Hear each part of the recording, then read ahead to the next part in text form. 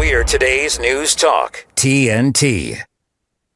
Indeed, we are today's News Talk, and welcome back to the programme. This is the Patrick Henningsen Show with me, Basil Valentine, sitting in. We're not afraid to discuss the most difficult subjects here, the ones that really need airing and don't get it on the corporate media.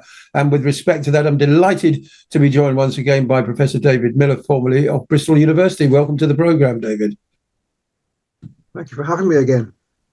No, I'm sure you saw as an academic or fellow academic, Cumberland University President Minouche Shafik. She's resigned immediately from her position after it became really untenable in the wake of the anti-genocide protests at Columbia in New York.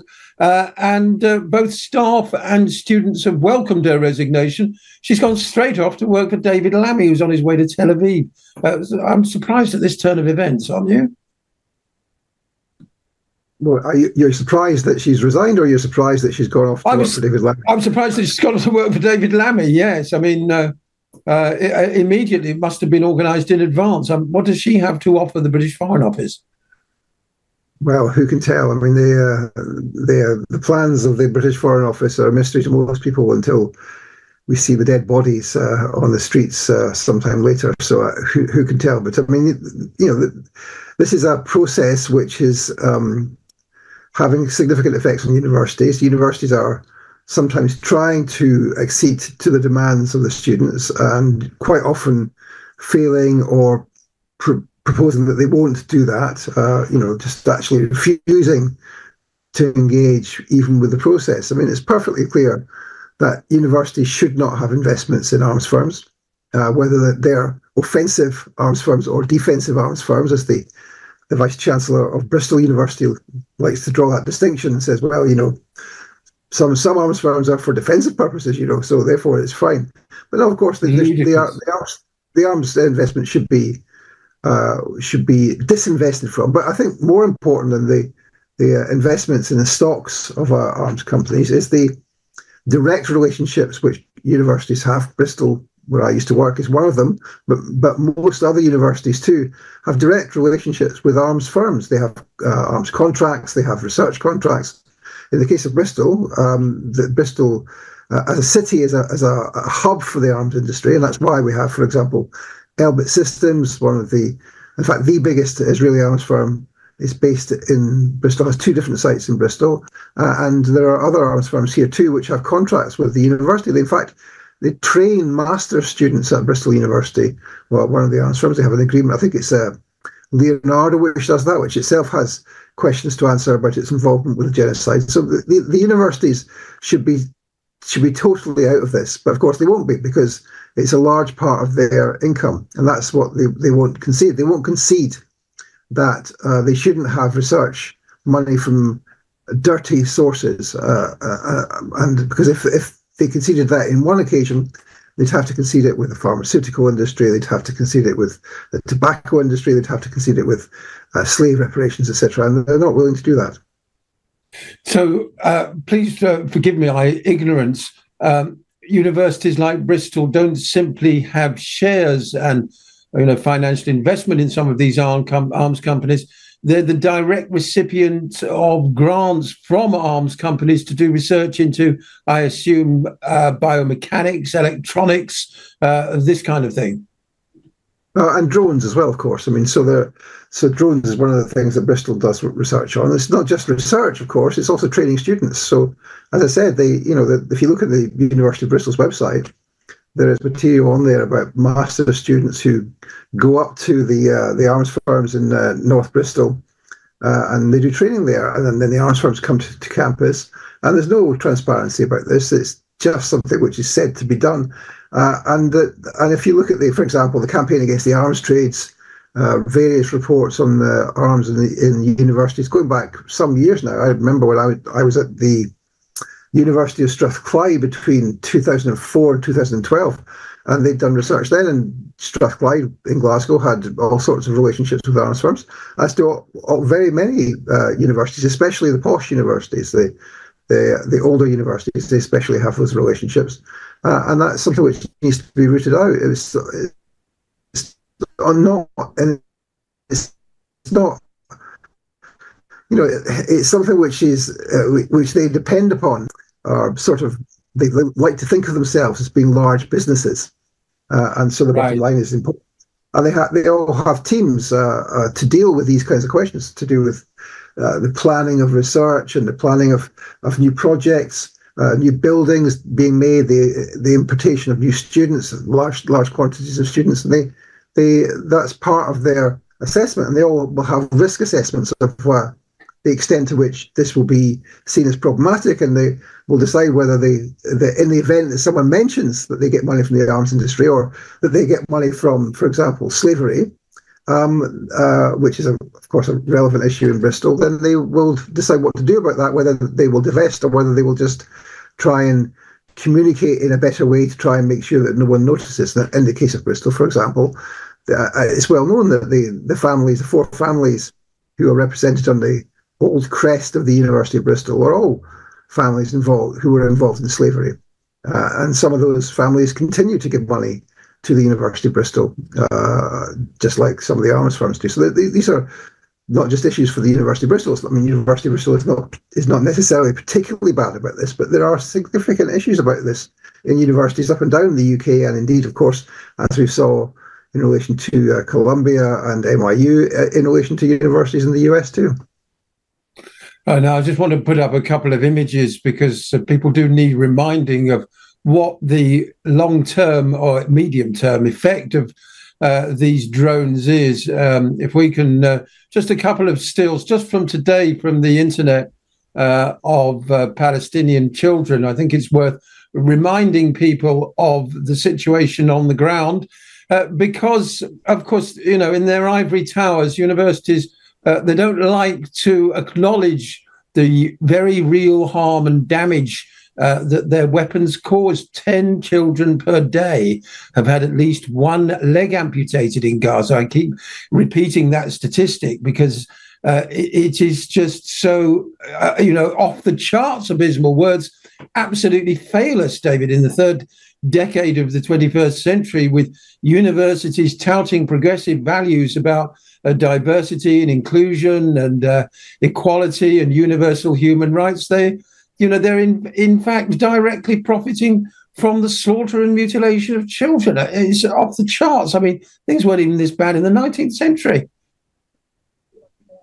Well, I mean, the relations which funded the universities in the 19th century are not too distant from us today, as I was mentioning about Bristol. I mean, they still are funded by the same families that funded them in the 19th century, who made their money from tobacco and slavery and the Caribbean trade. And so that's not too distant and not too far away. But on the drones, I mean, we saw encampments up and down the country at universities in this country and in the US and other countries too. The students finally stood up, as the song had it. But we didn't see the universities taking this on board properly and actually trying to divest from some of this information, from these investments and these research relationships. But what you see when you look at the universities is that the people who were in the encampments, I don't know if there's been a sociological study done of this, but largely are, of course, arts and social sciences and humanities students. Now, the people who know the most about the relationships with the arms firms are the students who are actually involved in the teaching up by arms firms and the research with arms firms. And what they should be doing is they should be downing tools and say, we will not continue to have teaching from these people until the university divests. But we don't see that because, of course, it's presented as being significant industrial knowledge which will help you have a career in the future, and it's just about technology. It's just about improving the way in which drones operate. And yes, it might be the case that some bad actors might use them to target children, or in the case in Gaza, to send in drones with recordings of crying babies to attract people out to come and save the babies in order they can be more effectively assassinated. That technology, no doubt, was tested and worked upon by university academics, who presumably are able to sleep at night and don't really recognize the relationship between what they were doing, what they are doing now, in fact, and those 10 children a day that you say are having their limbs amputated, of course, almost all without anaesthetic. Yeah, I mean, I keep saying it, but, words really do fail me, David. The depth of the evil of the situation and the fact that Western governments have put up with it. Still no arms embargo on Israel from the UK government. I noticed Jeremy Corbyn tweeted that out today. Meanwhile, David Lammy is on his way to Tel Aviv, apparently, in a bid to avert an all-out Middle East war, as we can see in this clip now from Sky News posted on the X platform. I just want to bring you some breaking news now. This is from a diplomatic source who tells us that the Secretary of State, David Lammy, will travel to Israel tonight or tomorrow morning in an attempt to prevent an all-out war in the Middle East. This is according to the diplomatic source. The French Foreign Minister also expected to arrive, and the two are expected to be coordinated in their messaging towards both Iran and also Hezbollah, which are threatening to attack Israel. We understand from this diplomatic source that David Lammy will meet with the Israeli Prime Minister Benjamin Netanyahu and the Foreign Minister Israel Katz. So like I say, in the last few moments, this breaking news that the Foreign Secretary David Lammy will travel to Israel either tonight or tomorrow in an attempt to have discussions with his French counterpart and also coordinate messaging towards Iran and Hezbollah. We'll bring you more details on that as we get it. Now, first of all, David, I want to talk about the framing of that clip, because Lammy is going to Tel Aviv with his French counterpart to talk to Netanyahu, seemingly not to stop the slaughter in Gaza, but instead to send messages to Iran and Hezbollah not to attack Israel, as if that was all happening in a vacuum, as if just sort of suddenly out of nowhere, Hezbollah and Iran have decided to get together and attack Israel because they can't think of anything else to do. It's typical of the abysmal lack of context ever given to news reports. And secondly, of course, I don't think with respect to the slaughter in Gaza, Netanyahu will play a blind bit of notice to Lammy or his French equivalent. Well, I think that's true. But of course, there would be a way for David Lammy to have the ear of Netanyahu, and that would be to say, no more arms, we're not going to support you anymore. In fact, we're going to open discussions with the Russians, with the Iranians, with Hezbollah, and indeed with the Chinese to get you to stop the genocide. That would have his attention.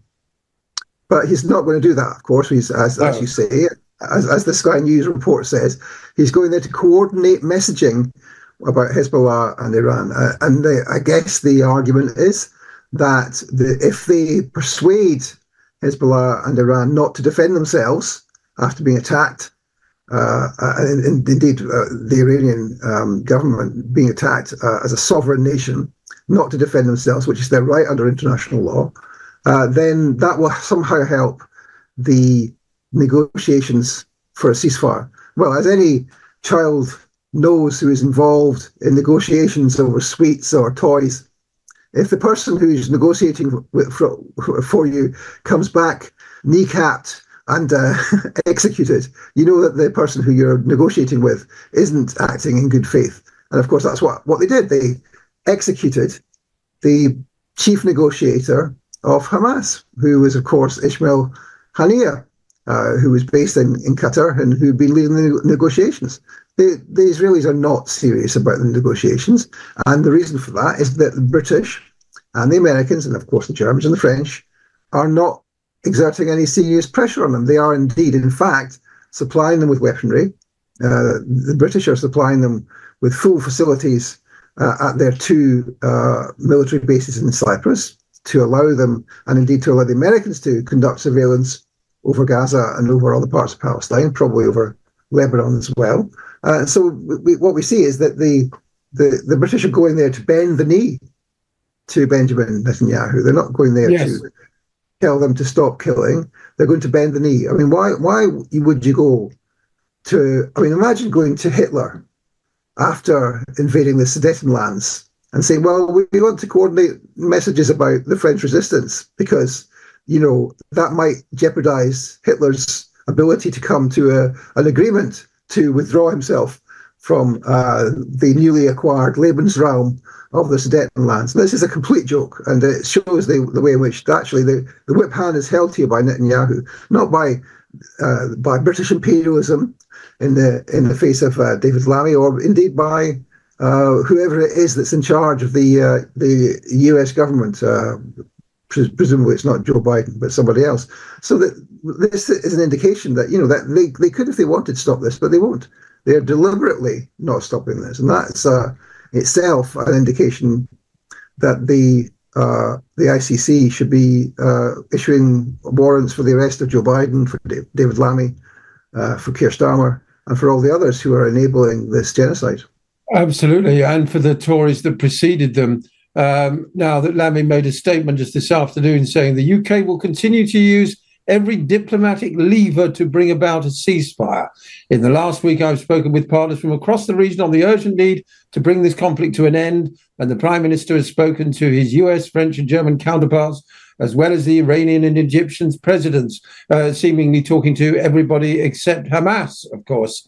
It's clear from these conversations that a ceasefire would not only protect the civilians in Gaza, but also pave the way for a wider de-escalation and bring much-needed stability for the Middle East. I mean, these words, like that statement that we had, the joint statement from Starmer, Macron and Scholz that was then countersigned by Meloni and Biden, they're just not worth the paper they're printed on.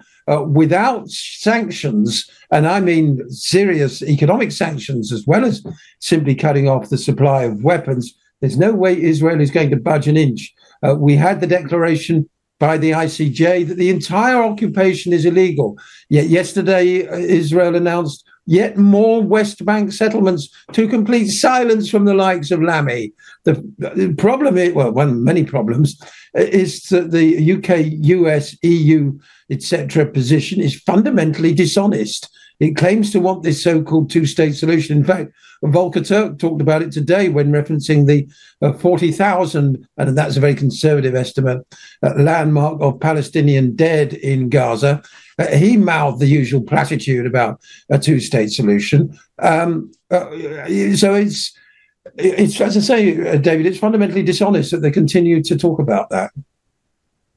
Well, that's right, and I mean it's interesting you use the 40,000 figure. Of course, that's far too low, and as we know, but it also matches the figure of the number of US citizens who are currently settlers in occupied Palestine.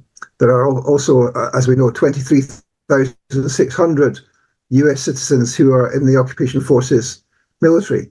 It's said, according to the Israeli Ministry of Defense, that 5% of the foreign recruits to the occupation forces are British, which means that there are probably 1,500 to 2,000 British citizens engaged in genocide in Gaza or in the north with Hezbollah or in the West Bank. So we have a real significant problem here, which is that when the dust settles after this, that many British citizens should be arrested on their way back to the UK, interrogated, de-Zionized, sent, in fact, very possibly to The Hague. We know that the South African foreign minister has said, we know which South African citizens have gone to fight, gone to kill Palestinian children, and when they come back, we will arrest them. And that's what should happen to every single French, German, Argentinian, Brazilian, US or UK citizen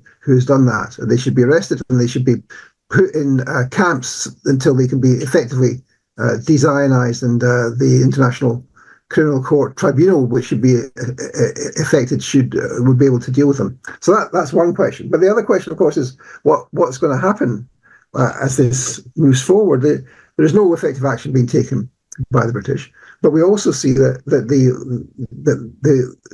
Netanyahu's lifeline is that he thinks that a provocation in the north, especially, will be what allows him to bring the Americans in on their side. And of course, the Americans have sent, I think it's 2 aircraft carriers and all the battle groups that are associated with that to the region, to the Med, the Red Sea, the Arabian Gulf, etc.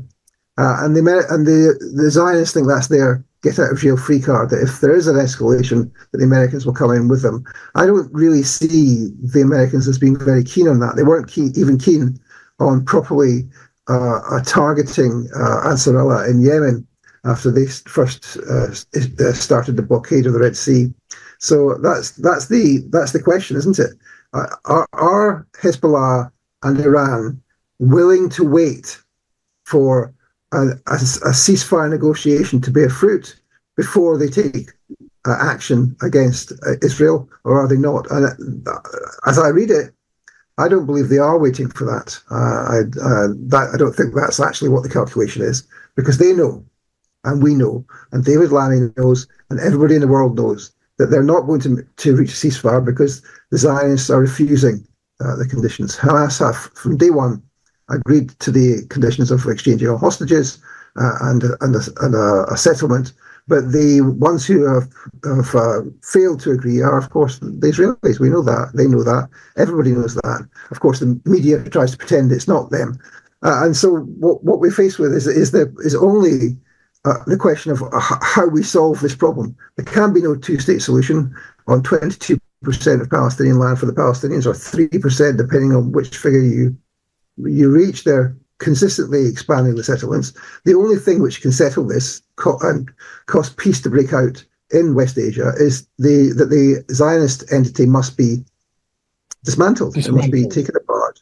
And there must be a state of Palestine in the entire territory, from the river to the sea. Palestine will be free. And of course, if there are Jews who want to become Palestinian citizens and they want to stay there, then they should be allowed. They can't continue to be card-carrying genocidal racists, and of course, if they were, then things would have to be done to deal with that. But you know, when we look at it now, the proportion of the Israeli population, of the Jewish Israeli population, who are willing to make peace, to make nice with the Palestinians, has to be vanishingly small. If you're lucky, maybe it's 5%, but I think most probably it's much, much smaller than that. So what you will see is that many of them will leave. Many of them will, 40,000 US citizens will go back to America. There are several thousands several tens of thousands of Russian citizens, etc., etc.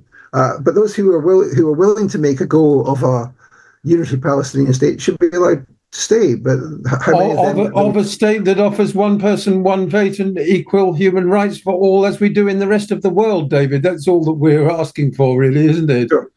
Sure. David Miller, thank you. So we've got to end it here, but thank you so much for joining us on today's News Talk, and hope to speak to you again very soon, David. Thank you. We're going to take a short break now. When we come back, Mike Rivero, of what really happened. Is there any chance of a free and fair election in the United States this November?